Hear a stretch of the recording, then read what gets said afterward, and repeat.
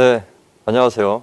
저는 오늘 하반기 취업시장 동향 및 전략을 맡게 된 이룸 HRD 정책연구소 장기용 이사라고 합니다. 여러분 반갑습니다. 자, 오늘 먼저 하반기 취업 동향에 대해서 제가 말씀을 드릴 건데요. 제가 여기 제목에 썼던 것처럼 스펙보다 스펙타클. 제가 생각하는 하반기 동향 그리고 앞으로의 동향은 우리가 기존에 알았던 스펙을 중요시하는 것보다 이제는 스펙타클한 경험을 가진 사람을 원하는 추세다. 그래서 그 시장에 맞춰서 제 경험을 중간중간에 말씀드리면서 앞으로의 시장 동향을 알아보도록 하겠습니다. 먼저 제 소개를 드릴게요. 저는 예전에 맨 첫 직장이 주식회사 SPC 파리바게트 공채로 입사를 했습니다. 그리고 거기서 이제 싱가포르에서 주재원 생활도 했었고요.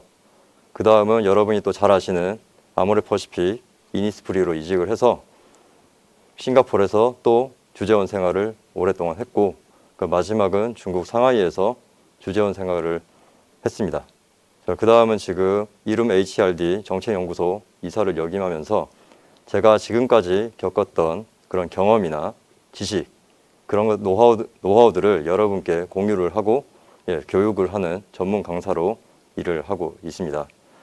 그리고 제가 지금 여기 저서가 좀 있는데 스펙 없이 대기업에 취업, 주재원이 되기까지 제 실화를 얼마 전에 냈는데요. 이 책에 있는 내용도 오늘 여러분께 좀 재밌는 에피소드를 좀 소개를 해드릴 생각이에요. 저도 여러분처럼 취준생의 시간을 상당히 오랫동안 지냈던 사람이고, 저도 그렇게 스펙이 좋지 않았기 때문에 그 스펙을 넘어서는 무언가를 많이 해야 했습니다. 그래서 오늘 그런 제 경험도 여러분께 같이 설명을 드리고 좀 재밌는 방송할 수 있도록 노력을 많이 할 테니까 끝까지 지켜봐 주시길 바랄게요. 자, 먼저 저희가 하반기 채용시장 동향, 넓게는 지금 시장이 어떻게 돌아가고 있는가, 거기에 대해서 먼저 좀 알아봐야 되겠죠. 자, 이렇게 보시면은 대기업과 중소기업 간 고용 간격이 좀 더 벌어질 거라고 예상이 됩니다. 지금 경제가 어렵잖아요. 경제가 안 그래도 어려웠는데 지금 코로나 때문에 경제는 점점 더 어려워지고 있는 상황입니다. 그 상황에서 대기업은 그래도 채용을 좀 더 하겠다. 지금 그런 입장을 내놓고 있고요. 중견기업은 대기업보다 좀 더 많이 하겠다.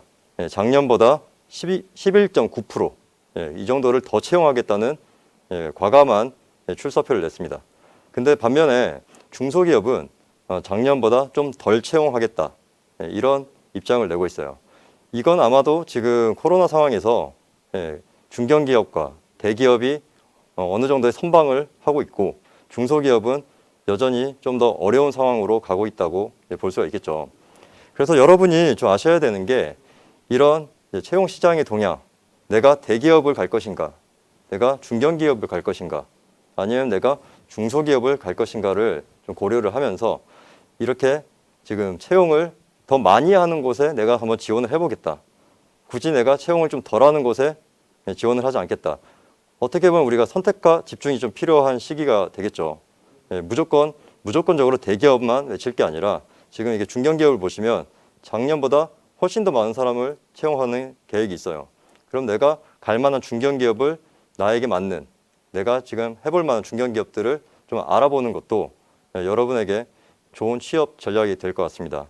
그래서 막연하게 내가 가고 싶은 회사를 찍어놓기보다는 이런 시장 동향을 보면서 내가 좀 더 들어갈 수 있는 룸이 넓은 곳, 그런 시장을 먼저 좀 파보는 게 그것도 여러분께 도움이 많이 될 것 같거든요. 그래서 아마도 저의 생각은 중견기업이 이 정도로 채용을 많이 늘리겠다고 지금 출사표를 냈으면 여러분도 대기업을 물론 가장 많은 분들이 목표로 하고 있겠지만 중견기업을 좀 더 많이 보시는 게 저는 채용에 좀 더 유리하지 않을까. 하반기 채용에서는 저는 그렇게 보여지고 있습니다. 물론 중소기업도 좀 덜 뽑겠다고 하지만 제가 생각했을 때는 여러분이 눈높이를 좀 더 낮춘다면 중소기업도 덜은 뽑지만 그만큼 또 사람들이 많이 지원을 안 할 수도 있어요. 그래서 먼저 여러분께서 중견기업은 일단 지금 많이 뽑을 계획이 있다. 그래서 내가 중견기업도 한번 알아봐야 된다. 이게 지금 시장의 좀 동향으로 가장 중요한 것 같습니다. 자, 이제는 세상이 좀 달라졌어요. 이제 코로나 시대를 겪으면서 이제 기업들도 달라졌고 우리의 삶도 달라졌고 우리의 지금 세상이 너무 많이 달라져 있습니다. 그럼 우리의 세상이 달라졌으면 당연히 기업도 채용 방식에 대해서 변화를 가져오겠죠. 여러분들이 오늘 아셔야 되는 게 이 코로나 시대를 겪으면서 이제 앞으로의 채용 시장의 변화 그리고 앞으로 내가 뭘 준비해야 되는가 그것들을 알아야 되는데요. 자, 먼저 보시면은 채용 시기가 지금 많이 달라질 예정에 있습니다. 지금까지는 여러분이 아시는 공채, 상반기 공채, 하반기 공채 이런 공채들로 여러분들이 많이 지원을 하셨겠죠. 그리고 지금도 공채를 많이 노리고 계실 거고요. 근데 앞으로는 이제 수시 채용이 늘어난다고 합니다. 자, 여기 보시면 정기 공채 비중은 35.6%, 2년 동안 14%나 줄어들었고요. 수시 공채는 오히려 2년 동안 18%나 늘었습니다. 자, 밑에 보시면 이제 국내 대기업, 중견, 중소기업 등 814개 기업 중에서 채용 계획이 있는 488개 기업 조사 결과 수시 채용이 더 느리겠다. 수시 채용을 더 많이 할 계획이다라는 의견을 냈습니다. 자, 그럼 어떻게 될까요? 자, 정기 공채는 여러분께서 시기를 대충 알고 있죠. 그래서 내가 그 시기에 맞춰서 준비를 했다가 그 채용 공고가 나오면 지원을 하면 되는, 그냥 기다렸다가 그 때를 맞춰서 지원을 하면 됐어요. 근데 수시는요, 어떻게 됩니까? 말 그대로 수시로 나오죠. 수시로 나오기 때문에 내가 그걸 계속 지켜보지 않으면 나의 기회가, 나에 맞는 직무나 내가 원하는 회사가 그 기회가 그냥 지나가 버릴 수 있어요. 자, 그렇기 때문에 자, 여기 보시면 취준생의 오중고가 예상된다. 왜? 정기 공채가 없어지고 수시가 늘어나면 여러분은 정말 말 그대로 같이 수시로 체크를 하셔야 됩니다. 자, 밑에 또 볼게요. 자, 기업의 수시 공채 비중 강화에 따라서 자, 학업, 직무 경험, 스펙 관리, 그리고 채용 정보, 그다음에 취업 전략 수정 이렇게 오중고가 예상이 된다고 하는데요. 자, 먼저 보세요. 여러분들이 지금 취준생이지만 또 대학생들도 있는데 일단 학업을 하셔야 돼요. 학점도 관리하셔야 되고 출석도 하셔야 되고 시험도 치셔야 되죠. 그 와중에서 이제 수시를 뽑겠다는 말은 뭐겠습니까? 내가 지금 이 회사에서 필요한 인재, 필요한 자리가 날 때 그때 사람을 뽑겠다는 거예요. 그럼 보통은 이럴 때 아무 경험이 없는 사람을 원하지 않죠. 당연히 조금이라도 경험이 있거나 지식이 있는 사람을 원한다는 겁니다. 그러면 학업과 병행을 해서 직무 경험을 또 쌓고 있어야 됩니다. 그래서 내가 수시로 뭔가 기회가 왔을 때 바로 준비되어 있는 사람이 돼야 된다는 거죠. 자, 그리고 나서 스펙 관리. 또 기업에서 기본적으로 원하는 그런 요구 조건들이 있죠. 어떤 자격증을 따야 내가 지원할 수 있는 기업이 있고 어학 점수가 어느 정도 이상이 돼야 또 지원할 수 있는 그런 회사들이 있습니다. 그래서 이런 관리도 같이 해주면서 또 채용 정보를 내가 매일매일 체크를 해봐야 돼요. 이 회사에 내가 원하는 직무에 원하는 부서에 지금 채용 공고가 났는지 그것들을 내가 실시간으로 체크를 해야 된다는 겁니다. 그 다음은 여기에 따라서 여러분이 취업 전략의 전반적인 이제 수정이 필요하겠죠. 지금까지는 여러분이 이 공채에 맞춰서 이 회사의 공채 이제 스타일은 우리가 다 알고 있잖아요. 매년 어떤 사람을 원하고, 자, 면접은 어떤 걸 보고, 자소서도 어떻게 써야 되는지 거기에 대해서 정형적인 방법으로 우리가 약간 족보를 보듯이 그렇게 준비를 했단 말입니다. 근데 지금은 이제 수시로 바뀌게 되면 여러분들이 그때 맞춰서 거기에 원하는 인재로 준비를 하셔야 된다는 거예요. 그래서 사실은 이제 수시가 더 좋냐, 공채가 더 좋냐, 이런 말은 솔직히 할 수는 없어요. 근데 분명한 것은 이제 수시가 여러분들이 대비하기는 좀 더 수월하지 않다. 정기처럼 우리가 많은 정보들이 정형적인 정보들이 쏟아지는 그런 대비해서 여러분들이 이제 스스로 알아서 그 분야를 좀 깊게 알아보셔야 되고 거기에 대해서 또 경험을 미리 또 쌓아놔야 된다. 그래서 앞으로는 수시 채용의 비율이 늘면서 여러분들의 취업에 그런 준비에도 지금 세상이 이렇게 빨리빨리 변하고 있듯이 여러분도 계속 그 전략을 수정을 해야 된다는 겁니다. 자, 그래서 제가 말씀드리고 싶은 게 스펙보다 스펙타클. 스펙을 쌓는 것도 물론 중요하겠죠. 근데 앞으로의 인재, 이제 앞으로 여러분이 좀 멀리 본다면 이제 스펙타클한 경험을 많이 쌓아야 돼요. 아까 말씀드렸지만 수시 채용이 늘어난다고 했죠.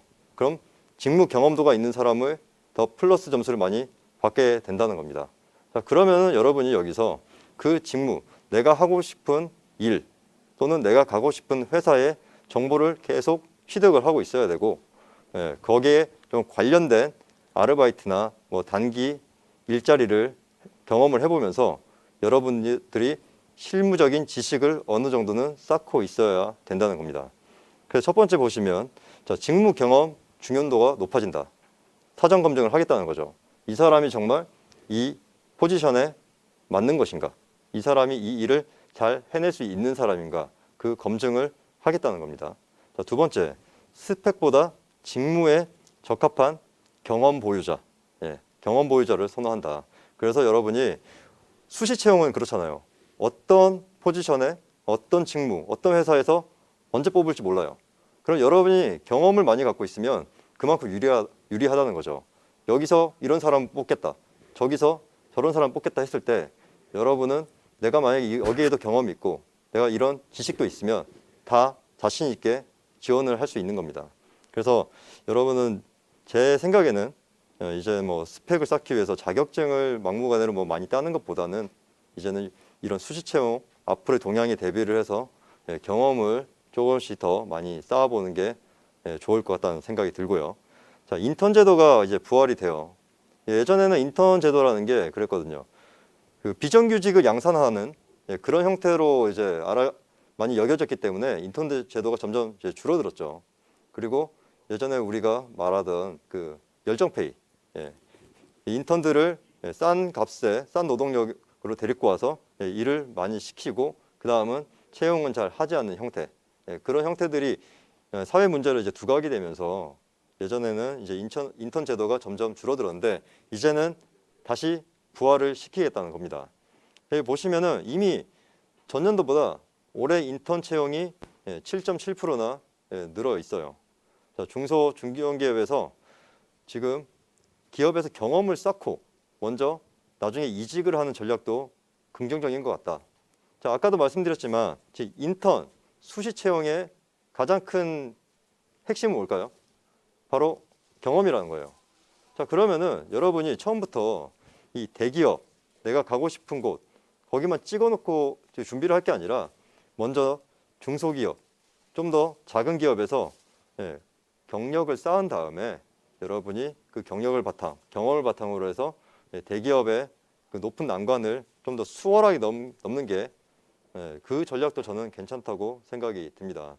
그래서 앞으로 이제 인턴 제도가 이제 부활이 될 건데 여러분도 예전에 이제 그런 인턴, 뭐 열정 페이를 원한다거나 뭐 비정규직으로 이제 일을 시키다가 나중에 정규직으로 전환을 해주지 않는 그런 형태의 인턴은 이제 아니에요.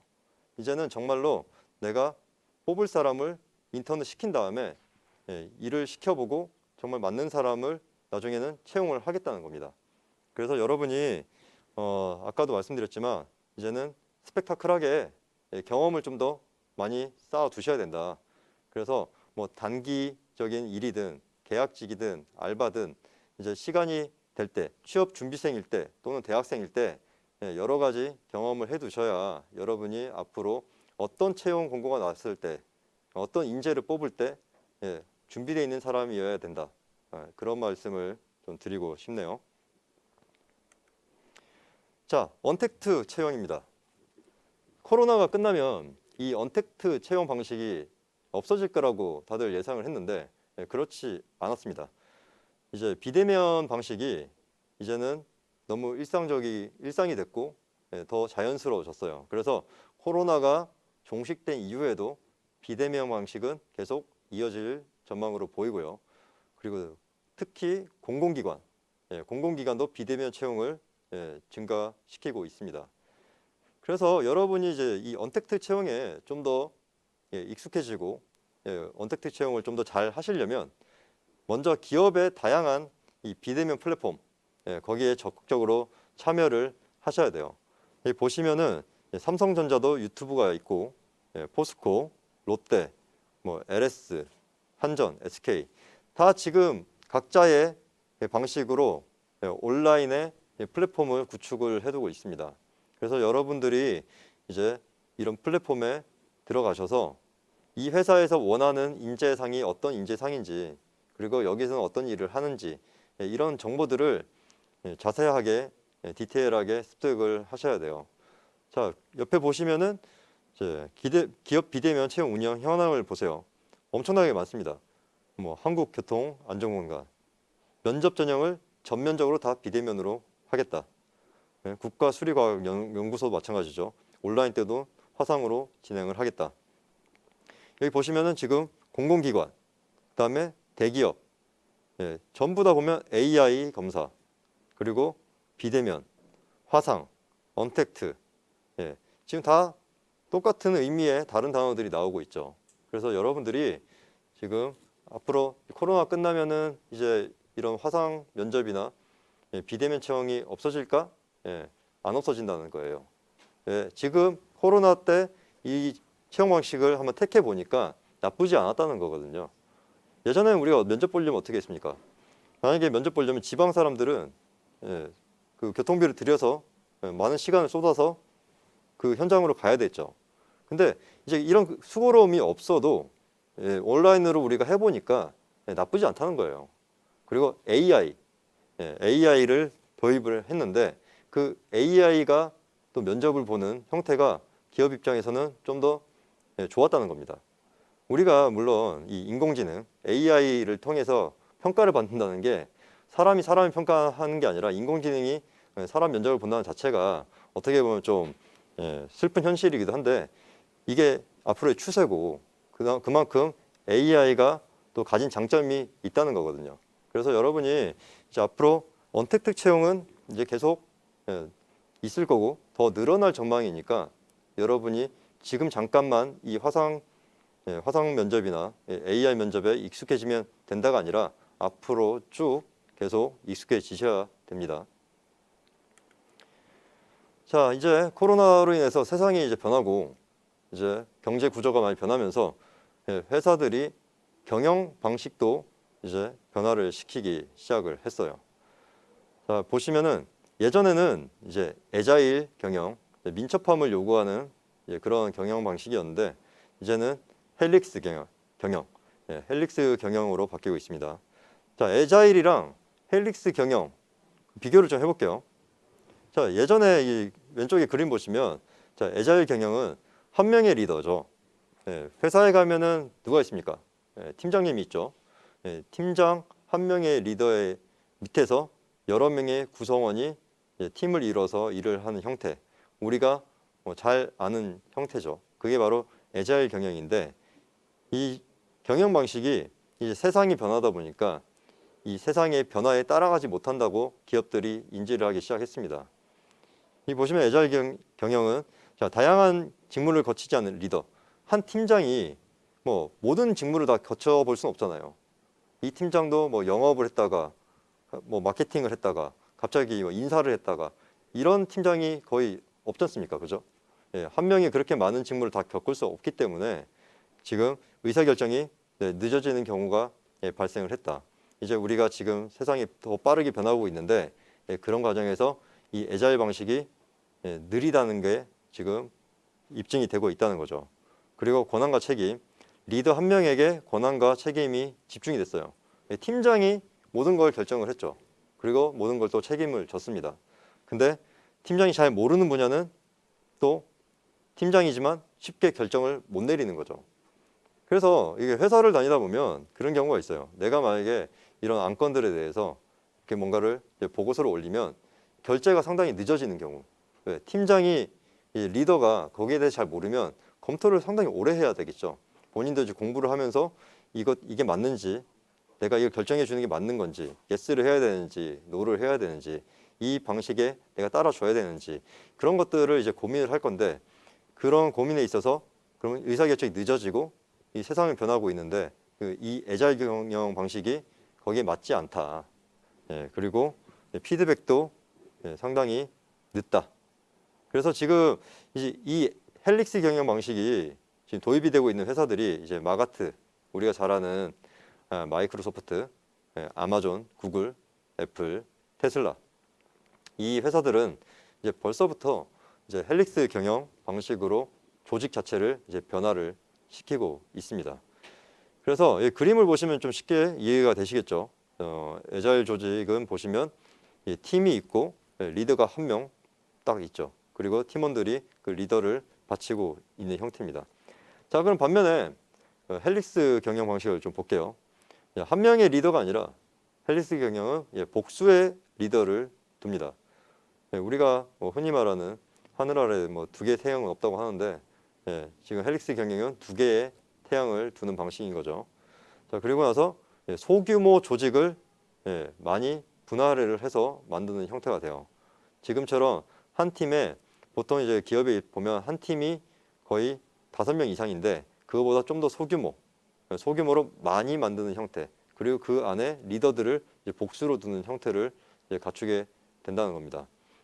그래서 리더가 여러 명이 운영을 하기 때문에 한 리더가 부재가 되거나 한 리더가 부족한 부분을 다른 리더가 또 채워줄 수가 있는 거죠.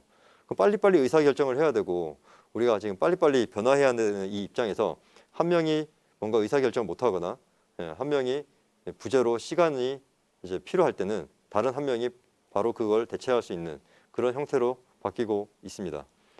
그래서 헬릭스 조직의 이제 그 그림을 보시면 그 애자일 그룹이 두 개가 있지만 자, 리더가 두 명씩 다 들어가 있어요.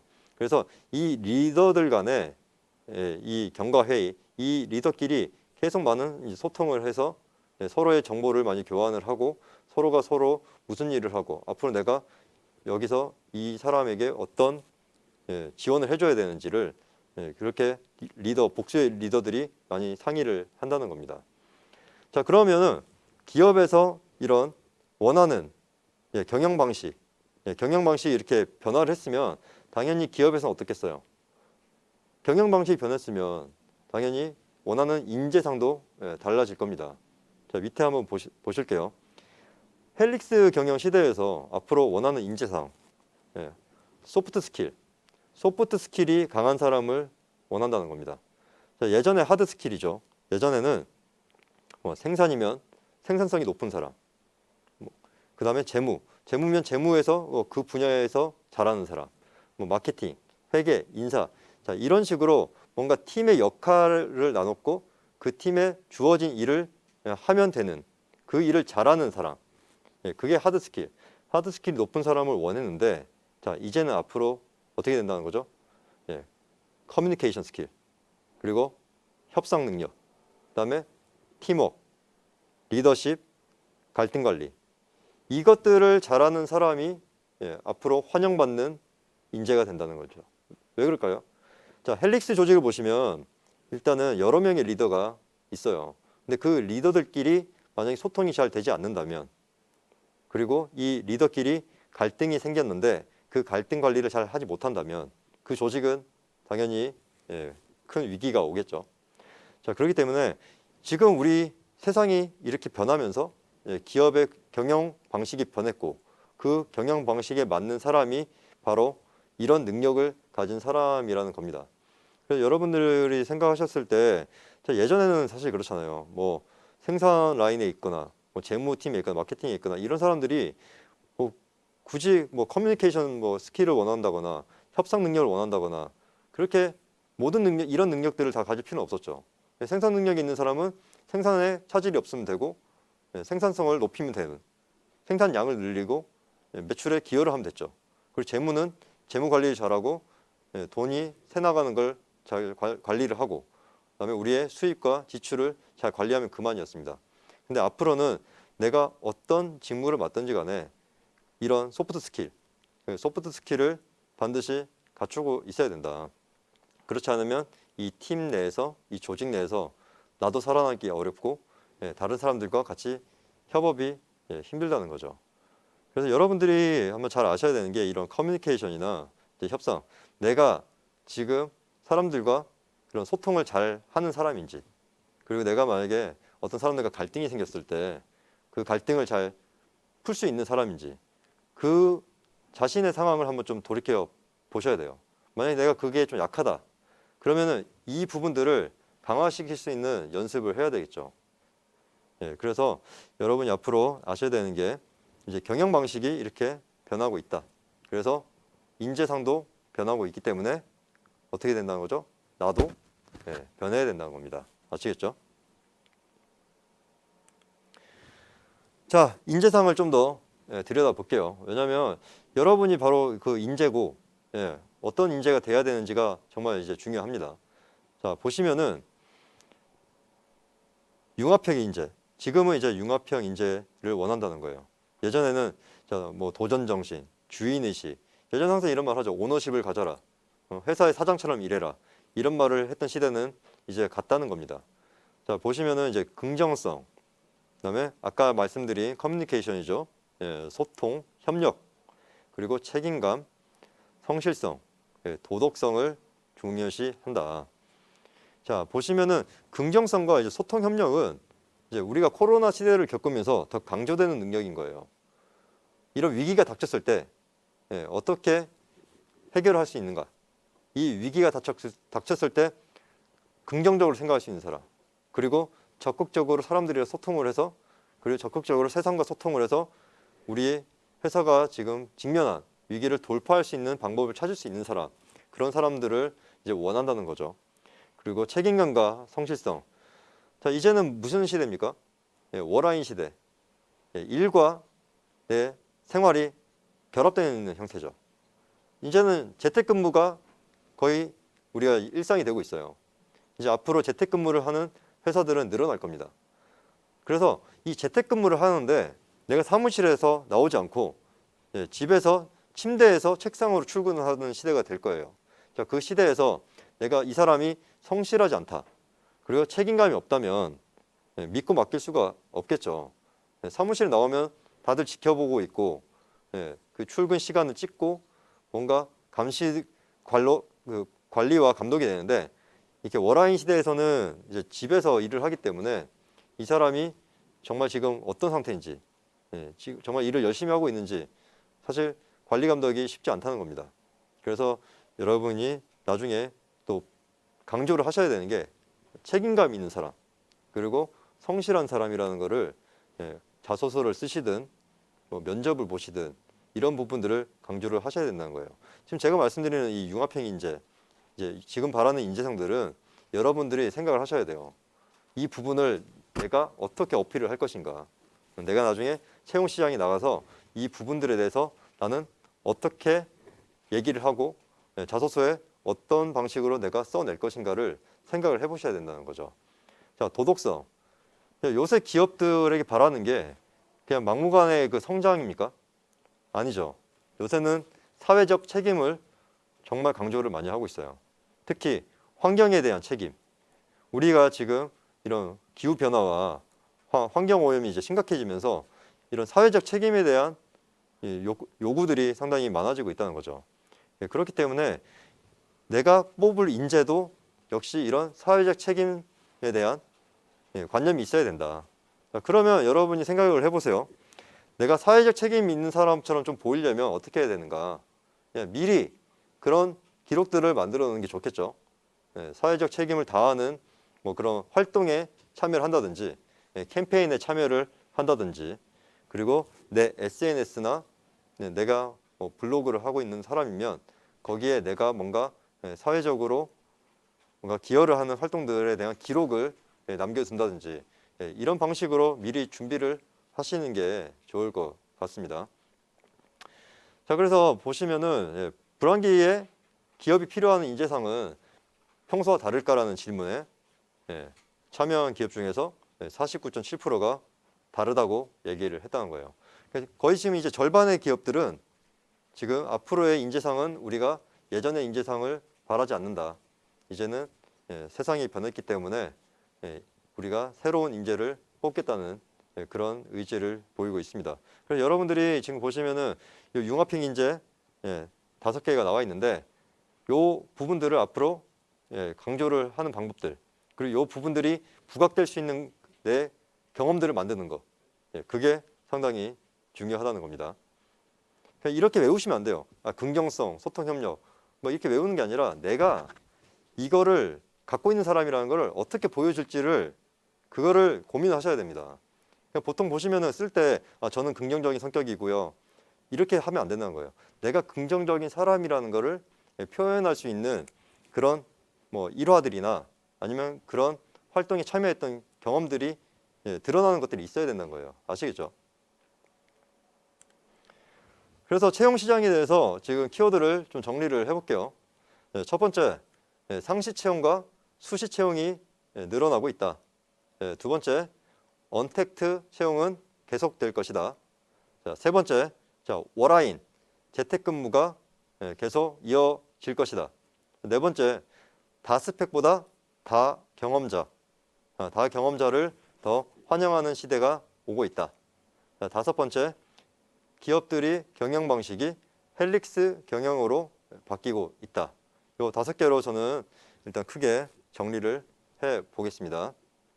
지금 채팅방에 좀 질문을 하셨는데 요 질문은 제가 마지막 시간에 저희 Q&A 시간이 있으니까 질문 다 답변을 해드릴 수 있는 답변들은 다 해드릴게요. 조금만 기다려 주세요. 자, 그래서 앞으로 언택트 채용이 이제 계속 늘어날 건데, 자, 우리가 이 화상 면접에 대한 적응력을 높여야 돼요. 여러분이 화상 면접? 뭐 그냥 똑같겠지 이렇게 생각하시면 안 돼요. 만약에 집에서 한번 해보세요. 집에서 카메라를 앞에 두시고 내가 혼자 얘기를 한다고 연습을 해보시면 쉽지 않습니다. 사람이 앞에서 문답을 하는 것과 내가 화면을 보고 얘기하는 거는 그 느낌이 정말 천지 차이예요. 저도 지금 이런 뭐 강의를 하면서 이 오프라인 강의와 이 온라인 강의는 저도 엄청난 차이가 있거든요. 그래서 여러분들이 이 화상 면접에 대한 적응력을 반드시 높이셔야 됩니다. 자, 보시면은 이제 이런 적응력을 높이기 위해서 고용노동부에서 지금 또 지원 계획이 있어요. 그러니까 여러분이 이런 것들을 찾아서 많이 활용하시고 이런 공간이나 이런 장비들을 이렇게 지원을 해줄 때 여러분이 연습을 많이 하셔야 된다는 거예요. 자, 고용노동부에서 뭐 웹캠, 데스크톱, 뭐 조명기구 같은 것들 이런 장비를 갖춘 센터를 신설을 하겠다. 사실 우리가 보면은 좀 화상 면접을 봐도 좀 더 예쁘게 보이고 싶고 좀 더 좋은 장비와 좋은 조명을 받고 싶잖아요. 근데 사실 집에서는 그게 쉽지 않죠. 그리고 스튜디오를 가려니까 비용도 비싸죠. 근데 이제 고용노동부에서 이런 센터를 신설할 계획이 있다고 합니다. 그리고 연내에는 무료 AI 면접 체험. AI 면접을 안 보셨던 분은 처음 많이 보시면은 어리둥절 하실 수 있어요. 그래서 이런 면접, AI 면접도 미리 경험을 해 보셔야 됩니다. 그리고 자소서나 필기, 면접 등에 대한 취업 콘텐츠도 고용노동부에서 제공을 한다고 하고요. 국가직무능력 표준이죠, NCS. NCS도 필요하신 분이나 잘 모르시는 분들 무료 특강을 확대한다고 하니까 고용노동부에서 나중에 특강을 들어보셔도 좋을 것 같고, 그리고 사실 이 취준생들이 좀 스트레스를 많이 받아요. 저도 취준생을 한 2년 정도 이제 겪어봤는데 그 시기에 겪는 그 스트레스와 사실 자존감도 엄청 낮아지기도 하고 점점 정신 건강이 상당히 좀 해로운 걸 저도 느꼈었습니다. 그래서 이 고용노동부에서 마음 안심 버스라고 해서 취업 상담사분이나 정신건강 전문가분이 심리와 취업에 대해서 상담 서비스, 오타인데 상담 서비스를 제공을 한다고 하니까, 자, 여러분이 뭐 심적으로 취업이 안 돼서 좀 힘들다, 그런 분들이 있으면 고용노동부의 이 마음 안심 버스 제도도 한번 이용해 보시면 좋을 것 같아요. 많은 분들이 이런 상담을 받는다고 내가 나아지겠어라고 이제 생각을 하시는데 훨씬 나아집니다. 왜냐하면 내가 혼자 생각을 하고 고민을 하고 스트레스를 받는 것보다 상대방한테 얘기를 하고 또 그 사람이 얘기해 주는 거를 들었을 때 그 커뮤니케이션이 일어나면 좀 더 긍정적인 생각을 할 수 있고 좀 더 힘이 나요. 그래서 이 정부에서 이렇게 무료로 여러분께 많은 지원을 해드리는데 이 지원 제도들을 적극적으로 이용을 하셔야 된다는 겁니다. 그래서 이런 뭐 고용노동부뿐만 아니라 요새는 이런 취업이나 창업에 대해서 많은 이제 정부 기관들에서 계속 지원을 하고 있어요. 그렇기 때문에 여러분이 또 이 고용노동부 말고도 다른 부분들도 뭐 워크넷이나 이런 홈페이지를 통해서 적극적으로 좀 찾아보시면 좋을 것 같습니다. 그리고 AI 뷰 인터, 중소기업, 중소벤처기업 진흥공단에서 제공하는 이것도 이제 무료 시스템이거든요. 우리가 또 비용을 내고 뭔가 준비를 하는 거는 부담스럽죠. 그래서 이 무료 시스템이고 성향 분석이나 이제 화상을 통해 면접 시 다양한 포인트를 분석하고 컨설팅을 해준다. 그래서 여러분이 AI, 뭐 화상 면접 이런 거에 대해서 좀 공포감이 있거나 뭔가 좀 불안하다, 연습을 난 좀 많이 해보고 싶다는 분들은 요 AI 뷰인터 검색하셔서 무료 시스템이니까 이런 시스템을 통해서도 여러분이 좀 더 비대면 언택트 채용의 스킬을 좀 더 늘리셨으면 좋겠습니다. 자, 그럼 화상 면접에서 좀 팁을 알려드릴게요. 첫 번째는 이 화상 면접을 하시기 전에 내가 얘기할 것, 스토리텔링을 어떻게 할 것인지를 먼저 이 스크립트로 간단하게 정리를 해 두시는 게 좋습니다. 그리고 스크립트를 만약에 보고하고 싶으시면 화면에서 안 보이는 화면에 살짝 띄워 두신다든지 그냥 바로 얘기하는 것보다는 한번 써보시면 좀 더 정리가 되고 내가 얘기를 할 때 좀 더 자연스럽게 나올 수 있어요. 자, 그리고 자연스러워야 되는데 스크립트를 외운 것처럼 말하면 별로 좋은 인상을 줄 수 없겠죠. 왜냐하면 외운 것처럼 얘기를 하면은 이 사람의 생각을 얘기하는 게 아니라 뭔가 그냥 준비된 암기해서 기계적으로 얘기하는 느낌이 들기 때문에 여러분들이 스크립트를 써두시고 그거를 자연스럽게 말하는 또 연습을 많이 하셔야 됩니다. 그리고 계속 뭐 면접이라고 해서 내가 존칭을 가장 높여서 써야 된다, 뭐 씁니다, 합니다, 비읍니다로 계속 일관하는 거는 그게 상당히 더 부자연스러워 보여요. 그래서 중간중간에 저는 뭐 또 했고요. 그게 나빠 보이지 않아요. 면접에서 그걸로 뭐 감점이 있거나 안 좋게 부정적인 인식을 주지 않기 때문에 오히려 더 좋습니다. 그래서 여러분이 씁니다, 합니다 하면서도 중간중간에 저는 그것도 좋게 생각하고요. 이런 식으로 중간중간에 요자를 넣어서 그 문맥에 부드러움을 좀 더 주는 게 좋고요. 자, 그리고 꼬리 질문에 대한 대비를 해야겠죠. 내가 뭔가를 얘기를 했다고 해서 거기서 끝나는 게 아니에요. 그 면접관이 그럼 왜 그 생각을 하느냐? 그럼 왜 그런 경험을 해봤느냐? 그때 뭘 느꼈느냐? 거기에 대해서 깊이 있게 계속 들어가는 꼬리 질문이 분명히 나옵니다. 그래서 여러분들이 나는 그냥 이것만 단편적으로 대답하겠다 이렇게 생각했는데 꼬리 질문이 나와버리면 당황할 수가 있어요. 그래서 여러분이 어떤 그 대답을 준비했을 때는 거기에서 파생될 수 있는 질문을 미리 준비를 해보셔야 된다는 거죠. 자, 시선은 노트북 화면을 보는 게 아니라 렌즈를 보셔야 됩니다. 노트북 화면을 보고 있으면 반대쪽에서 면접관이 눈을 마주치지 않는 것처럼 보이겠죠. 사람은 대화를 할 때 눈을 마주쳐야 되잖아요. 그죠? 저도 여러분을 지금 렌즈를 이렇게 바라보고 얘기하는 것처럼 여러분도 항상 렌즈를 보고 얘기하는 연습을 하셔야 돼요. 그래서 벽 보고 얘기하는 게 쉽지 않잖아요. 그 렌즈도 마찬가지예요. 익숙해지지 않으면 렌즈를 보고 말하는 게 쉽지 않고 계속 막히기도 하고 버벅거리기도 합니다. 그래서 렌즈를 보고 말씀하시는 걸 연습을 많이 하시고 그리고 이 표정, 약간의 미소와 그리고 손동작도 제스처를 적극적으로 이제 해주시는 건 좋은데 손을 좀 모은 상태에서 이렇게 살짝 작은 제스처들을 좀 해주시면 좀 더 전달력이 좋아 보이겠죠. 자, 그리고 조명을 이제 켜시는데 물론 뽀샤시한 그런 효과를 위해서 조명을 뭐 가까이 하시거나 얼굴을 정면으로 하시는 분들 있어요. 근데 별로 좋지는 않습니다. 왜냐하면 좀 인위적으로 보이고 그림자가 지기 때문에 좀 이제 부자연스러워 보여요. 그래서 여기 사진에 보시면 조명을 좀 위로 쏘고 있죠. 예. 그 카메라가 카메라도 위에서 아래로 보는 게 좋고 조명도 벽 쪽으로 벽 쪽으로 쏘게 각도를 설정을 하시는 게 좋다는 겁니다. 그리고 핸드폰으로 하면 당연히 좀 불안정하니까 노트북으로 면접은 임하시는 게 좋을 것 같고, 그리고 노트북 아래에는 위에서 살짝 위에서 나를 아래로 찍잖아요. 그럼 그냥 책 같은 거를 한 권 정도 올려두시면 더 좋을 것 같다는 생각이 들어요. 그래서 이런 화상 면접도 여러분이 그냥 내가 카메라 두고 뭐 조명을 그냥 비추겠다 뭐 이런 생각 하시는 것보다 최대한 자연스럽고 최대한 좋게 보여야 되잖아요. 그죠? 그래서 이런 디테일한 부분들도 여러분이 좀 더 신경을 쓰시면은 좋을 것 같다는 생각이 들고요. 자, AI 면접 팁을 또 좀 알려드릴게요. 자, 첫 번째는 이제 자기소개와 이제 기본 질문이 이제 들어갈 거예요. 근데 여기서 제가 말씀드린 건 성격의 장단점과 지원 동기는 정말 중요합니다. 이거는 AI 면접뿐만 아니라 그냥 면접에서도 정말 중요한 거예요. 그래서 여러분이 먼저 이 두 가지에 대해서는 스크립트를 좀 미리 써놓고 일정한 좀 톤으로 얘기하는 연습을 좀 하시는 게 좋다.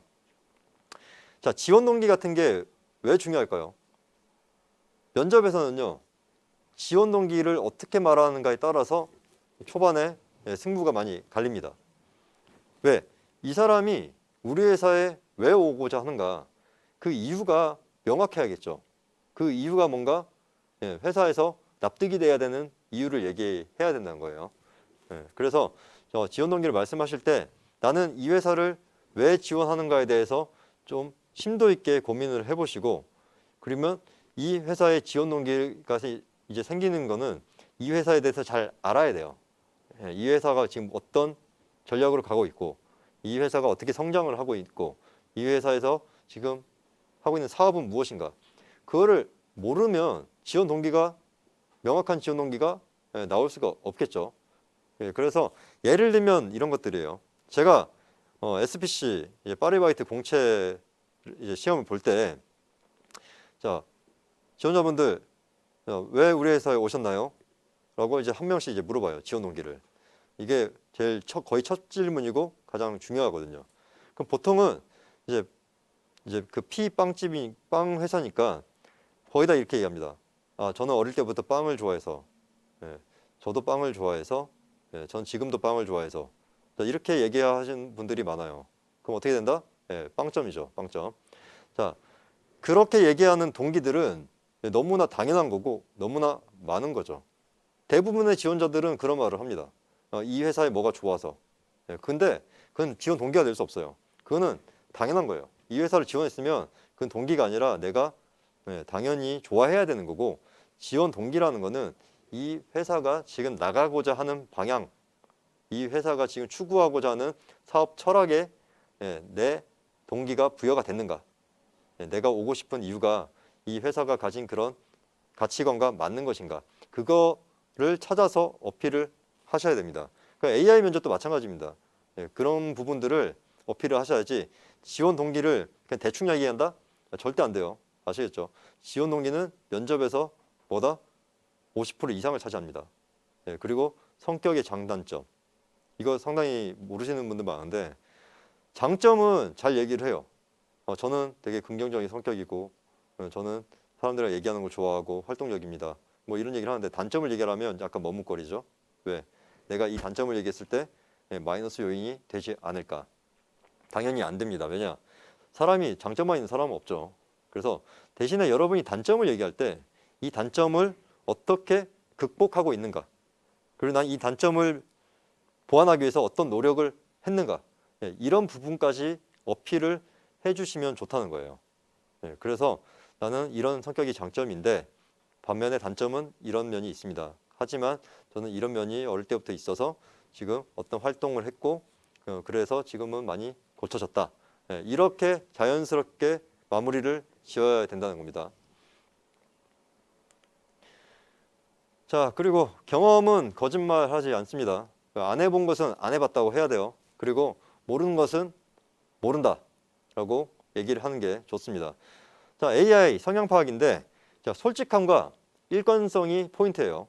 그래서 함정 질문에 속으면 안 됩니다. 밑에 보시면은 나는 무슨 개념을 알고 있다. 예, 아니오로 대답을 하는데 알고 있다고 거짓말을 할 수 있죠. 왜? 모른다고 하면은 감점될까 봐. 근데 그렇게 하시면 바로 떨어진다는 거죠. 밑에 보시면 실제로는 없는 개념인데 그거를 알고 있다고 하면 그건 거짓말이잖아요. 그죠? 그래서 경험은 이제 거짓말을 하지 않기 때문에 내가 해보지 않은 거에 대해서 내가 해봤다, 내가 알고 있다고 얘기하면 금방 티가 나요. 그렇기 때문에 꼬리 질문이 또 들어가면 또 거기서 또 티가 납니다. 이거는 제가 또 일화를 한 개 말씀드릴게요. 제가 예전에 그 게임 회사에 이제 면접을 이제 보러 간 적이 있어요. 근데 저는 사실은 게임을 안 좋아하거든요. 근데 이 회사가 이제 대형 게임 회사고 이 회사에서 이제 면접에서 이제 합격을 하고 싶잖아요, 당연히. 그런에도 불구하고 저는 게임을 안 좋아했고 이 게임에 대해서 뭐 지식을 담고 가지 않았어요. 그 면접에 딱 들어왔는데 면접관이 물으시더라고요. 게임 좋아하세요? 제가 얘기했죠. 붙어야 되니까. 좋아합니다. 그럼 무슨 게임 좋아하세요? 당연히 이 회사의 게임 이름을 얘기했죠. 그 게임을 좋아한다고 얘기했습니다. 그 카트 라이땡, 그 옛날 엄청 오래된 거죠. 그 자동차 게임. 그걸 좋아한다고 얘기했어요. 하니까 그건 거기서 끝날 줄 알았죠.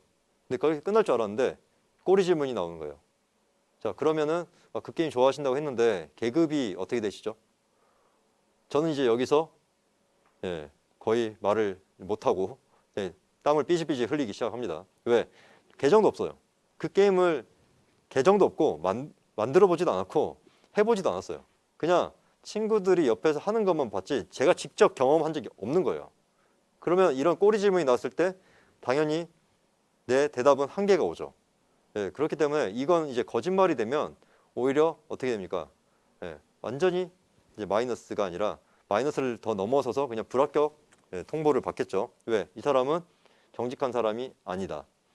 아까 말씀드렸지만 성실함, 도덕성 중요하다고 했죠.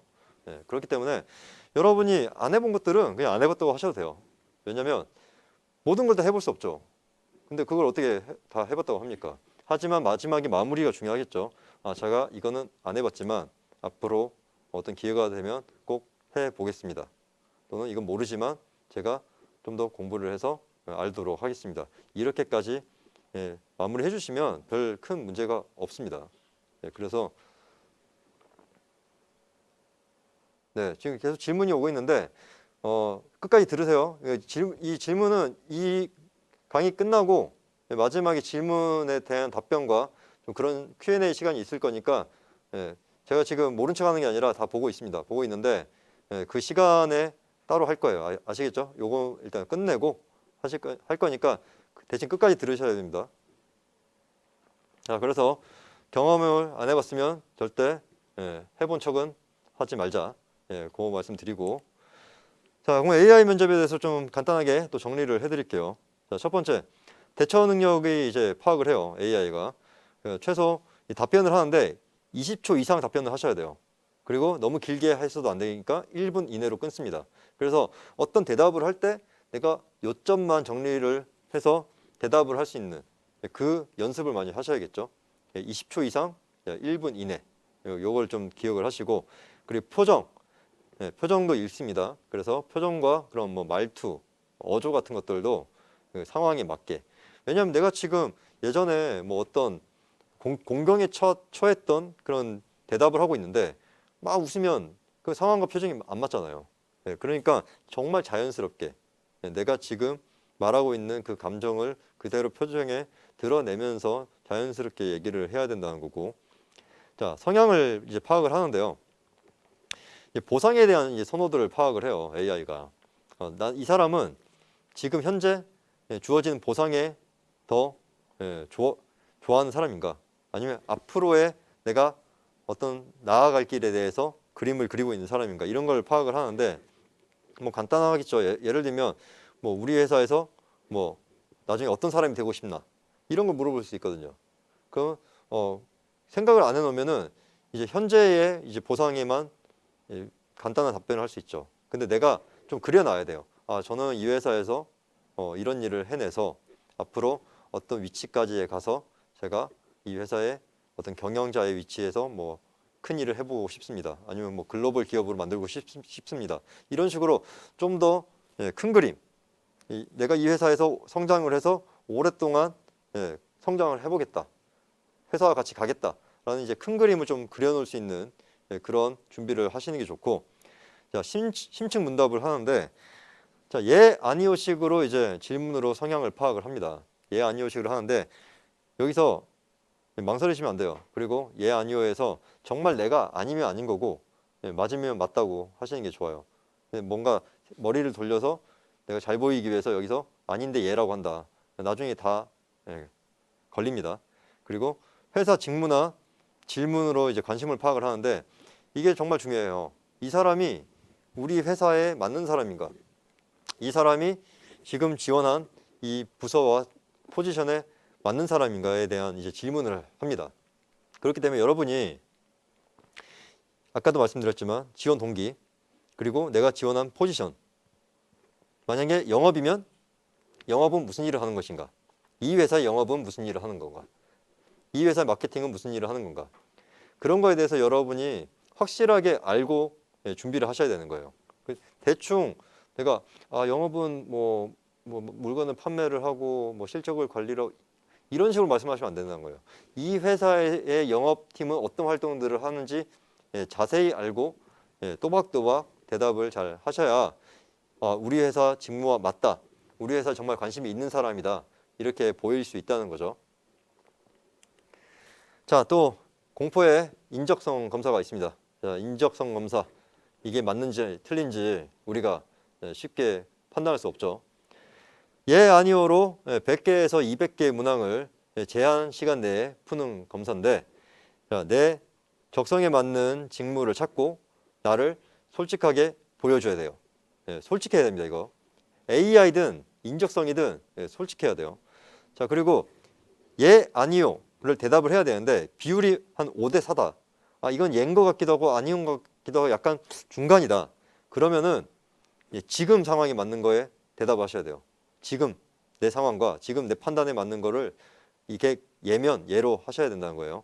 자, 하나라도 내가 잘못 답했다. 그러면은 답안지 교체를 하셔야 됩니다. 왜? 이 하나의 오류 때문에 인적성에서 탈락할 위험성이 있기 때문에. 아시겠죠? 자, 인적성 검사 이제 그 불합격 케이스를 좀 보여드릴게요. 이거는 뭐 1% 미만이에요. 정말 이제 소수죠. 이렇게 떨어진 사람, 극단적 성향을 보이는 사람. 그 질문들이 쭉 있는데 그 질문들을 체크를 할 때 정말 극단적인 이제 뭐 그런 질문에 있어서 예를 많이 하시는 분들이 있어요. 근데 거의 없죠. 왜? 우리가 이 질문을 대충 보면은 알잖아요. 그리고 내 성향이 그렇게 극단적인 사람은 많지 않아요. 근데 1% 미만이 이 극단적 성향이 드러나서 이제 불합격을 한다. 자, 그리고 직무에 맞지 않은 역량이 많아 보이는 사람. 이게 가장 많습니다. 내가 지원한 직무에 인적성 검사에 대답을 했는데 맞지 않게 판단이 돼요. 그러면은 바로 떨어지는데 이게 가장 많습니다. 그리고 답변의 일관성이 떨어지는 거. 아까 말씀드렸죠. 아까는 예 했는데 그 다음 질문에 또 나왔는데 그때는 또 아니오를 해요. 그러면은 이렇게 떨어지는 경우가 두 번째로 많다. 그래서 이거는 보시면 합격을 위해서 인위적인 대답을 하시면 결국은 이렇게 일관성이 떨어지게 돼 있어요. 그렇기 때문에 여러분이 정말 그 질문을 보시고 내가 지금 나한테 맞는 걸 나한테 해당하는 예, 아니오를 답하셔야지 좋게 보이려고 아니면 옛날에 내가 좀 그랬다. 보시면은 예전에 했던 거를 고르지 마세요. 아시겠죠? 예전에 내가 이런 생각을 했지만 지금은 내가 다른 생각을 하고 있다면 지금 생각하는 걸 기준으로 일관성 있게 쭉 가셔야 된다는 거예요. 알겠죠? 그래서 이런 불합격 케이스에 들지 않아야 됩니다. 자, 이제 또 제가 자소서 방향을 좀 더 말씀드릴게요. 자, 이거는 제가 좀 강조를 하는데 요새 자소서보다 자소설. 근데 소설의 허구성을 얘기하는 거 아닙니다. 절대. 자소서는 허구를 쓰면 안 돼요. 제가 강조하고 싶은 이 소설의 그 포인트는 뭐냐? 소설처럼 재미있게 써야 된다. 자소서는 자신의 경험을 중심으로, 그리고 이 경험이 이 회사의 일에 어떤 효과를 가져올 수 있을지, 그런 소설 재밌게 써야 되고, 그 다음에 그 경험을 통해 얻은 느낌과 지식과 교훈들을 같이 써주셔야 돼요. 자, 여기서 한번 예를 들어 볼게요. 자, 아까 제가 말씀드렸지만 앞으로 경험을 많이 하는 사람이 유리하다고 했어요. 그 경험을 많이 하는 사람이 유리한 게 뭐냐? 수시 채용에 또 뭐 이런 채용 방식의 변화에도 유리하지만 앞으로 유리한 게 이런 자소서 쓰기, 면접에도 훨씬 유리합니다. 자, 내가 이제 편의점에서 알바를 했어요. 편의점에서 알바를 했는데 두 사람이 같은 편의점에서 알바의 경험이 있습니다. 근데 한 학생은 자, 자소서에 이렇게 적었어요. 저는 무슨 편의점에서 일을 했고 언제부터 언제까지 몇 개월 동안 근무했습니다. 그래서 저는 편의점에서 뭐 캐셔 업무를 봤는데 그 캐셔 업무를 잘 수행했습니다. 이렇게 쓰는 사람이 있어요. 그럼 두 번째는 저는 편의점에서 근무를 했습니다. 근데 그 편의점에 오가는 고객들 중에 이런 고객이 있었는데 저는 그 고객들을 어떻게 응대를 해서 클레임을 처리를 한 적이 있습니다. 그리고 그 편의점에서 재고 관리를 하는데 재고 관리를 할 때는 제가 이런 식으로 배열을 해서 좀 더 물건을 잘 찾게 만들어 봤습니다. 자, 이 두 가지가 있어요. 똑같은 알바의 경험이고 똑같은 이제 취준생이죠. 근데 이 두 가지의 내용을 봤을 때 누굴 뽑겠어요? 당연히 후자겠죠. 자, 소설은 뭡니까? 재밌는 거죠. 이 사람이 자소서가 재밌지 않다, 더 궁금하지 않다, 그러면 이 사람을 면접까지 부를 이유가 있을까요? 없습니다. 여러분들도 아시잖아요. 자, 웹툰 보실 때 다음 편 궁금하면 미치겠죠. 계속 보잖아요. 그럼 구독을 하잖아요. 그죠? 그러면 나도 마찬가지예요. 내 자소서를 통해서 이 회사가 날 구독하게 만드는 거예요. 그렇기 때문에 여러분이 그 자소서 쓰실 때 기억하세요. 재밌게 써야 되고 내가 궁금해져야 되고 직접 만나서 얘기를 해보고 싶은 사람처럼 써야 된다. 그래서 아까 말씀드린 내가 경험한 것들에 대해서 그냥 단편적인 이 경험을 했다가가 아니라 이 경험에 대한 느낌, 그리고 이 경험에서 내가 찾은 뭐 해답들, 내가 생각들을 같이 적어 주시면 훨씬 자소서가 매력적으로 보일 수 있다. 그 말씀을 제가 드리고 싶네요. 자, 이제 좀 정리를 좀 해볼까요? 자, 수시 채용. 수시 채용에 수시로 대비를 하자. 그리고 아까 말씀드렸지만 수시 말 그대로 언제 떨어질지 모르는 그 채용에 대해서 준비된 자만이 대응이 가능하다. 그래서 나는 항상 뭔가 경험을 많이 해두고 있어야 되고 내가 준비를 해야 된다. 두 번째, 언택트로 나를 어필하라. 이제 온라인과 오프라인의 느낌은 완전히 달라요. 여러분도 이제 온라인을 많이 이용해 보신 분들은 아실 거예요. 그 느낌을. 그래서 온라인에 대해서 내가 어필을 할 때 어떻게 어필을 해야 되는지를 이제 익숙해져야 된다. 그게 또 키워드가 될 것 같고. 자, 마지막으로 세상에 쓸데없는 경험은 없다. 절대로 여러분이 지금 하고 있는 어떤 알바 다 좋은 경험이에요. 대학생이 취준생이 할 수 있는 그 일에 대한 경험이 뭐 알바 말고 또 있습니까? 물론 뭐 인턴이나 이런 것도 있겠죠. 근데 어쨌든 간에 그런 단기적으로 할 수 있는 그 일들이 다 쓰일 수 있어요. 그 경험들이 다 쓰이기 때문에 여러분이, 저도 이제 그런 경험을 바탕으로 이제 대기업에 들어갔지 제가 뭐 스펙이 좋거나 뭐 자격증이 많거나 저는 이렇지 않았습니다. 그리고 학교도 뭐 그렇게 좋은 학교를 나오지 않았어요. 근데 저는 이 경험으로 승부를 했어요. 이 경험담을 가지고 면접에서 풀어냈고 그 면접에서 상당히 좋은 효과를 낸 제가 일화가 있기 때문에 여러분에게 자신 있게 말씀드려요. 경험을 많이 해두는데, 자, 경험을 할 때는 어떻게 해야 되겠어요? 기록을 하셔야 돼요. 내가 이 경험을 할 때 내가 어떤 일을 했었는지, 어떤 느낌을 받았었는지, 어떤 손님이 있었는지, 나는 어떻게 대처를 했는지 기록을 해두지 않으면 나중에 까먹습니다. 까먹으면 어떻게 돼요? 버벅거리겠죠? 면접에서도 얘기하고 싶었는데 까먹으면 얘기 못하겠죠. 자소서에도 쓸 때 생각이 안 나겠죠. 그렇기 때문에 여러분이 앞으로 이것저것 경험을 다 하시는데 항상 기록하자. 기록을 두시고, 자, 쓸데없는 경험 없다고 했는데 뭐 편의점에서 알바를 하든지 뭐 공공기관에서 어떤 그런 알바 형태의 뭐 일을 하든지, 그 공공기관에서 그런 형태의 일을 한다고 해서 좋은 거 아니에요. 그냥 똑같아요. 내가 이 경험을 했다고 해서 이 다른 경험보다 더 떨어지는 게 아니라, 내가 이 경험을 어떻게 써먹는지, 어떻게 살려내는지, 아까 말씀드렸죠. 그런 스토리텔링. 그거를 어떻게 만드는지가 이제 핵심이지, 이 알바가 더 좋다, 저 경험이 더 좋다. 경험은 그런 가치를 따질 수 없어요. 개개인마다 다 다르기 때문에, 대신에 그런 셀프 브랜딩, 그런 스토리텔링을 만들어서 나를 어필할 수 있는 그런 스토리를 엮을 수 있어야 된다. 그 연습을 많이 하셔야 됩니다. 자, 그럼 저는 일단 오늘 방송은 여기까지 이제 준비를 했고요. 여러분의 이제 취업에 성공을 기원을 하는데, 제가 또 마지막으로 좀 당부를 드리고 싶은 게, 보통은 이제 어떤 스펙이 내가 떨어진다고 하면 쉽게 좀 포기를 이제 하시는 분들이 많습니다. 내 스펙으로 뭐 좋은 회사 들어갈 수 있겠어? 내가 뭔가 할 수 있겠어? 라고 이제 말씀들을 많이 하시는데, 제가 생각하는 게 그거예요. 특히 스펙에서 좀 바꿀 수 없는 스펙의 부분이 이제 학벌 같은 거죠. 학교 이름. 뭐 지방에서 학교를 하고, 저도 이제 지방 이제 캠퍼스를 나왔는데, 학벌은 혈액형처럼 바꿀 수 없어요. 그건 저도 알고 있습니다. 그래서 저는 수혈을 택했고요. 그 수혈의 방식이 아까 말씀드린 이제 경험이었어요.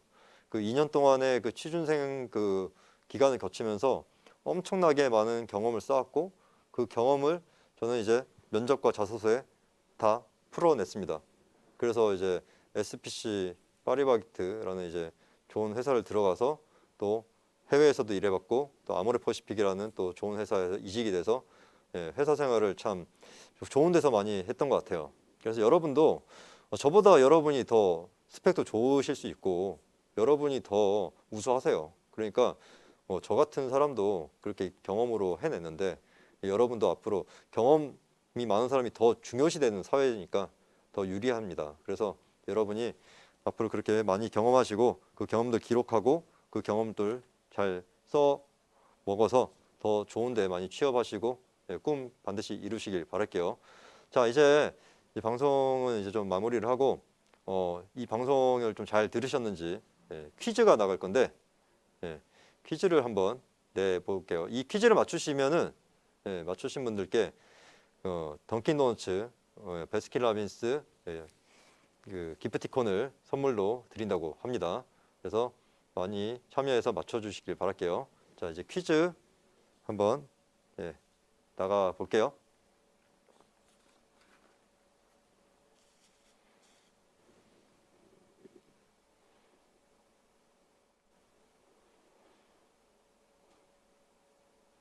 자, 밑에 자막이 나오고 있어요. 퀴즈.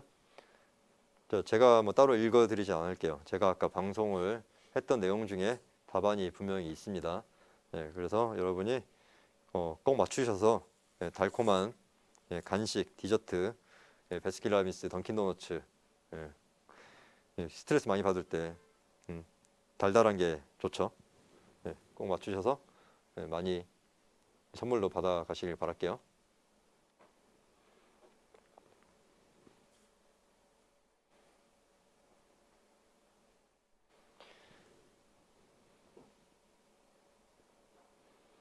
자, 퀴즈의 정답은 지금 시청하고 계신 유튜브 더보기란에 정답을 보내신 링크가 이제 숨겨져 있는데, 그 링크에 정답을 제출해 주시고요. 그 링크로 하셔야 돼요. 이 채팅창에 쓰시면 안 되고, 여기 더보기를 해보시면 그 링크가 있습니다.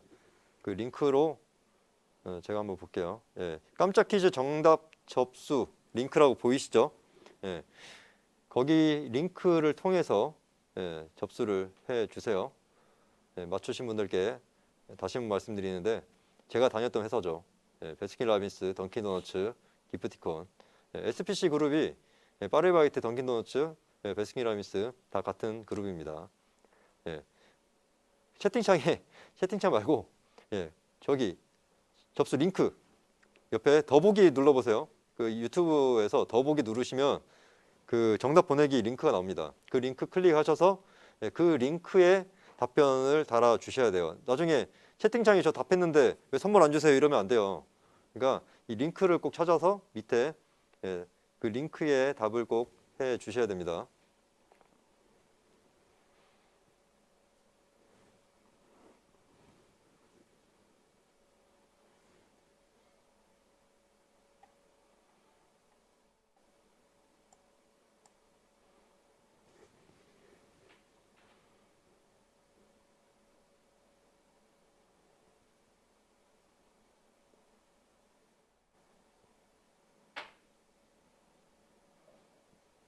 퀴즈가 너무 어렵나요?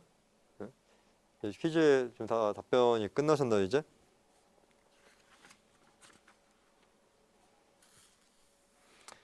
자, 이제 그 질의응답 시간, Q&A 시간을 좀 가져볼게요. 아까 보니까 질문들이 좀 이제 채팅창에 좀 남아 있는데, 자, 먼저 첫 번째를 좀 보겠습니다. 자, 효율적으로 수시 채용을 준비하는 방법. 아까 제가 말씀드렸죠, 그죠? 첫 번째는 채용 공고를 말 그대로 수시로 봐야 된다. 그리고 내가 하고 싶은 직무나 내가 하고 싶은 뭐 가고 싶은 회사가 있으면 그 관련된 어떤 경험을 쌓아놔야 된다. 그게 이제 핵심 포인트인 것 같아요. 수시 채용 말 그대로 언제 떨어질지 언제 나올지 모르는 채용인데 그 기회를 반드시 잡아야 되잖아요. 그 기회를 놓치면 또 언제 나올지 모른다는 거죠. 그렇기 때문에 제가 말씀드리면은 일단은 매일매일 체크를 하세요. 매일매일 정기적으로 그 채용의 그 채용 사이트에서 내가 원하는 그 회사나 내가 원하는 그 직무에가 그 채용이 있는지 체크를 하셔야 되고, 자, 두 번째는 자, 수시 채용은 그 직무에 뭔가 지식이나 경험이 있는 사람에게 더 포인트를 줍니다. 그래서 여러분이 그 만약에 내가 마케팅을 뭐 하고 싶다. 그러면 마케팅 관련 경험을 만드셔야 돼요. 그래야 다른 경쟁자들보다 좀 더 경쟁력이 있을 수 있습니다. 자, 구직자들이 언택트 AI 면접 주는 단점이 어떤 거? 단점이 많죠. 왜냐하면 내가 오프라인에서 충분히 표정이나 어떤 이 인상이 더 좋아 보이는데 그 말 그대로 뭐 화면빨이라고 하죠. 화면빨이 안 좋으신 분들도 있고요. 그리고 이렇게 이런 언택트에 익숙하지 않아서 여기서 되게 어색해하시거나 말을 원래는 평소에는 이렇게 사람들 만나면 말씀을 잘 하시는데 혼자 이렇게 카메라를 통해서 렌즈를 통해서 얘기할 때는 얘기가 쉽게 안 나오거든요. 이 사람이 앞에 있는 것과 사람이 없는 거는 상당히 차이가 있어요. 그래서 그 AI 면접도 마찬가지로 사람이 판단하는 게 아니라 그 인공지능이 판단을 하기 때문에 내가 어떤 조금만 실수를 했을 때 그게 이제 AI는 즉각 반응을 한다. 근데 사람은 어때요? 좀 실수를 해도 뭐 그래도 다른 게 뭐 괜찮았으니까 넘어갈 수 있거든요. 근데 AI는 약간 기계이기 때문에 기계적으로 딱딱 끊어진다. 그리고 언택트, 내가 이런 화상에 익숙하지 않은 사람들은 당연히 불리한 면이 많으니까 제가 말씀드렸죠. 연습 많이 하셔야 됩니다. 코로나가 끝나도 AI 면접은 계속 됩니다.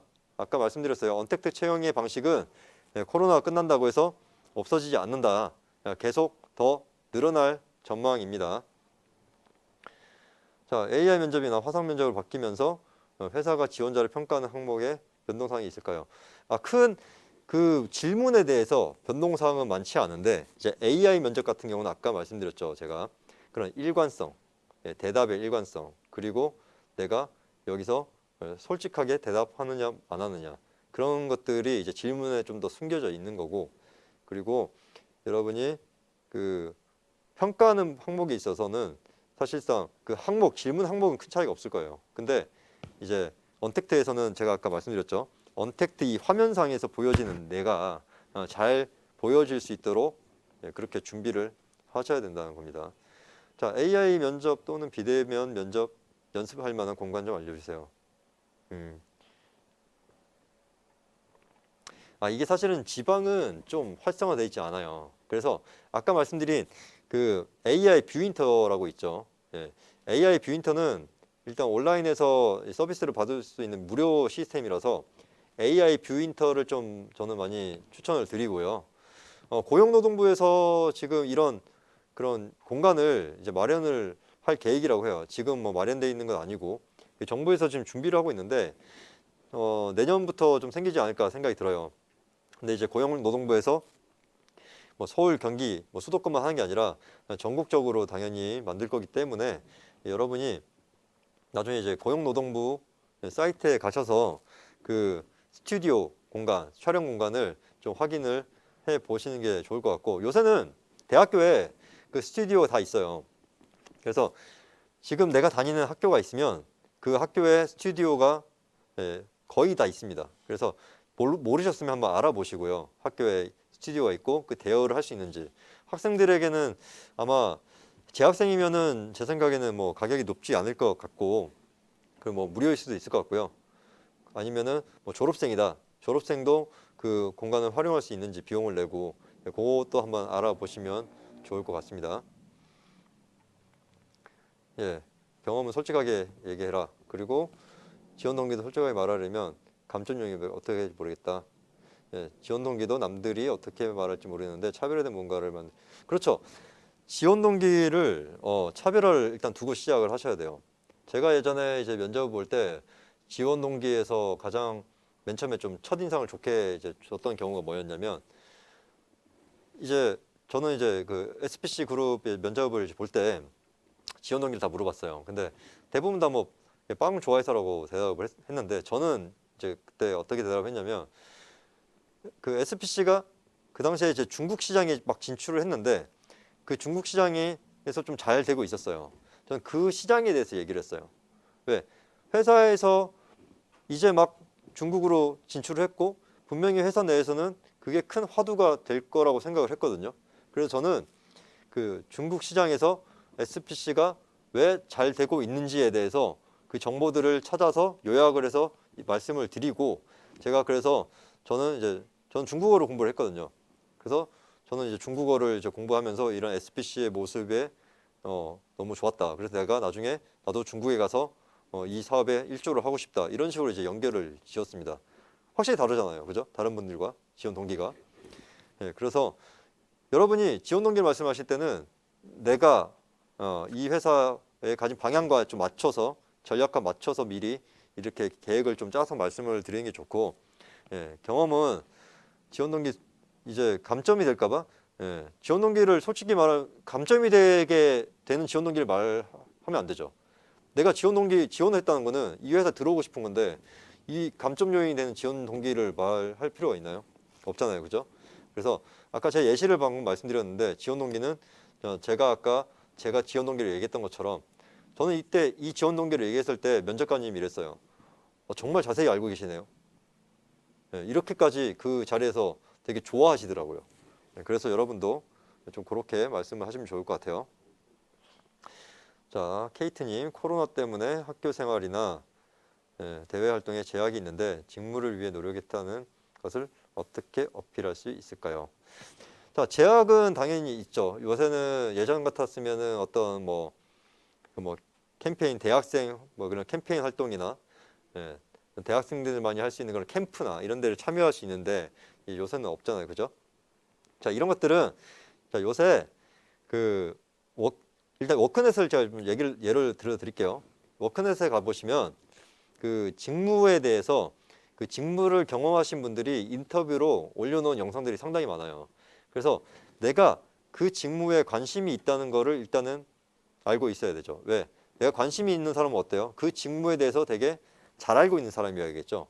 먼저 이 직무가 어떤 일을 하고 있는지, 그러니까 일반적으로 알고 있는 그런 지식을 넘어서는 그 지식을 좀 갖고 있어야겠죠.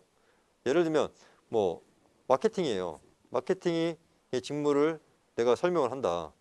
설명을 하는데 보통은 어떻게 설명하겠어요? 마케팅에 대해서 얕게 알고 있으면 그냥 마케팅은 회사의 상품을 고객들에게 노출시키고 뭐 시장에 어떤 적합한 포지셔닝을 해서 우리 상품을 더 돋보이게 하는 뭐 이런 거다.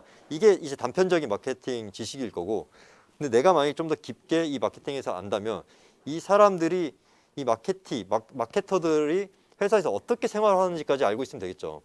마케터들은 정말 뭐 급할 때는 밤도 새고 뭐 현장에 가서 뭐 사고가 생기면 이렇게 수습도 해야 되는 것도 알고 있고 나는 그런 것들을 이제 뭐 마케터들의 그런 생활과 그런 직무들의 경험들을 많이 봤다. 근데 나는 그런 어려움들 감수할 수 있고 내가 좋아하는 거다. 뭐 이렇게까지 연결시키면 충분히 이 직무에 관심이 있어 보일 겁니다. 내가 그 어떤 대외 활동으로 그런 것들을 하지 않았어도 이 직무에 있는 사람들이 단편적인 뭐 업무뿐만 아니라 이 사람들이 갖고 있는 뭐 어려움, 고초들까지 내가 다 알고 이해하고 있다면 그게 공감 능력인 거죠. 예. 그런 공감 능력을 좀 키워두세요. 이 직무를 하는 분들에 대한. 그러면 이제 그분들의 이런 영상이나 뭐 그분들이 이제 쓴 책 같은 것들을 이제 많이 읽어 두시면 좋겠죠. 자, 만일 자신의 직렬에 대해서 실제 경험이 부족하다면 자소서 쓸 때 어떻게 자, 직렬에 대해서 경험이 부족하다. 그러면은 내가 가진 경험, 내가 했던 경험에 대해서 내가 연결을 시킬 수 있으면 되겠죠. 자, 말씀드릴게요. 이건 예를 드는 거예요. 자, 내가 그 편의점에서 캐셔 업무를 봤어요. 단순하게 이제 계산을 하는 업무죠. 근데 이 업무가 근데 내가 지원한 이제 그 직무가 뭐 서비스라고 합시다. 근데 난 캐셔를 하는데 이 서비스와 어떻게 연관을 지을까? 생각을 해보면 내가 이 일을 하면서 서비스를 제공했던 것들에 대해 어필을 하면 되겠죠. 예를 들면 어떤 정말 뭐 안 좋은 손님이 왔어요. 여기서 행패를 부리고 나한테 막 반말을 하고 뭐 술에 취한 분도 오고 했는데 내가 그거를 어떻게 관리를 했다. 그래서 나는 그 고객들을 어떻게 관리를 해서 이 사람들이 또 다시 오게 만들었고 되게 잘 해결했다. 이런 모습들. 내가 편의점에서 일한다고 해서 그 캐셔만 보고 뭐 물건 정리만 하는 게 아니잖아요. 그 안에서 많은 일들이 일어나죠. 근데 거기에서 근데 제가 아까 말씀드렸죠. 기록하라고. 매일매일 내가 무슨 일을 했는지 기록을 해두셔야 방금 말씀드린 쓸 때 포커스, 직렬에 대해서 경험이 부족하다. 그럼 내가 가진 경험을 끌어내서 그 직렬이랑 연결시키면 돼요. 당연히 저도 마찬가지잖아요. 저도 뭐 그 SPC 들어갈 때 제가 거기에 대해 경험이 있었겠어요? 없었잖아요. 근데 아까 어떻게 했어요?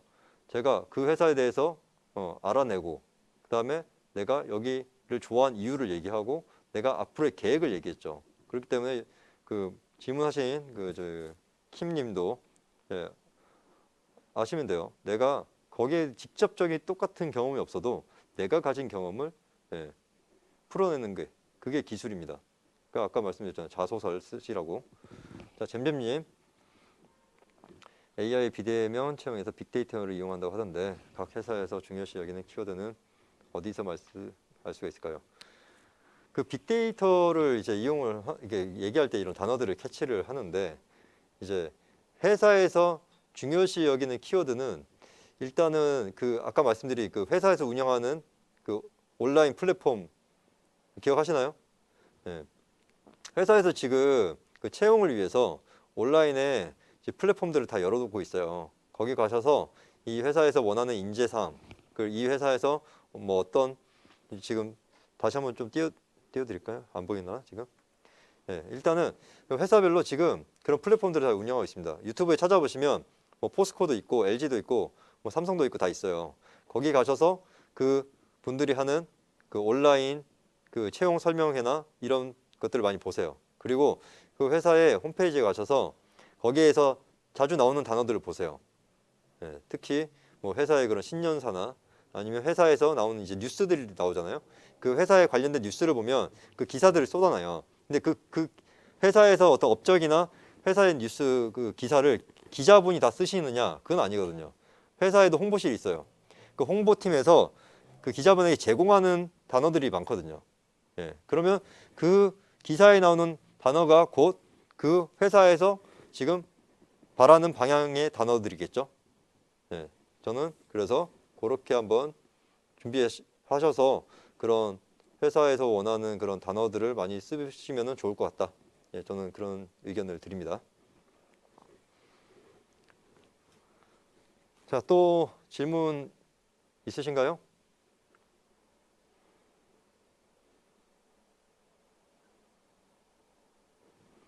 헬릭스 경영이요. 자, 아까 헬릭스 경영에서 중요시하는 거는 뭐였습니까? 소프트 스킬이었죠.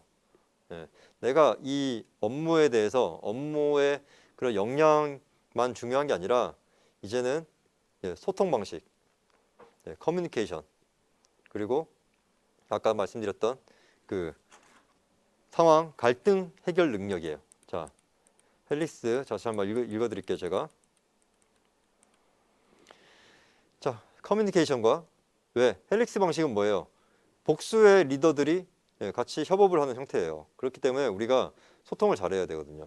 그리고 이 구성원들끼리 뭔가 갈등이나 문제가 생겼을 때 그거를 해결을 잘 할 수 있어야 됩니다. 그래서 헬릭스 경영에서 요구되는 인재의 가장 핵심 키워드는 저는 소통, 커뮤니케이션이라고 생각을 하기 때문에 그 햄리님이 만약에 어떤 이런 커뮤니케이션 스킬이 좀 부족한 것 같다. 내가 남들 앞에서 좀 얘기를 잘 못하는 편이다. 또는 이런 설득을 잘 못하는 편이다. 내 주장을 좀 논리 있게 얘기를 잘 못하는 편이라고 생각을 하시면 그 능력을 좀 더 보완을 하셔야 됩니다. 아시겠죠? 그리고 내가 만약 그 능력이 뛰어나다면 그 능력이 뛰어난 뭐 어떤 일화들이나 그 뛰어난 면들을 어떻게 부각시킬 건가를 이제 생각을 해 보셔야겠죠.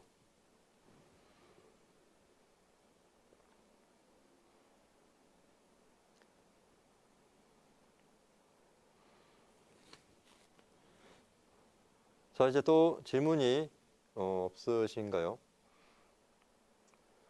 이제 또 질문이 없으시면 오늘 제가 이렇게 박람회에 와서 좀 강연을 좀 해드렸는데 어떠셨는지 모르겠습니다. 댓글로 좀 제가 오늘 말씀드린 내용들 도움이 되셨는지 댓글로 좀 응원글이나 의견도 주시면 좀 감사할 것 같고요. 질문은 제가 없으시면 없는 것 같아요. 질문이 이제 더 이상 안 올라오는데, 자, 여러분 아까 이제 뭐 질문에 대한 이제 답변도 해드렸고 제가 이제 경험도 좀 말씀을 드리면서 앞으로의 하반기 감사합니다.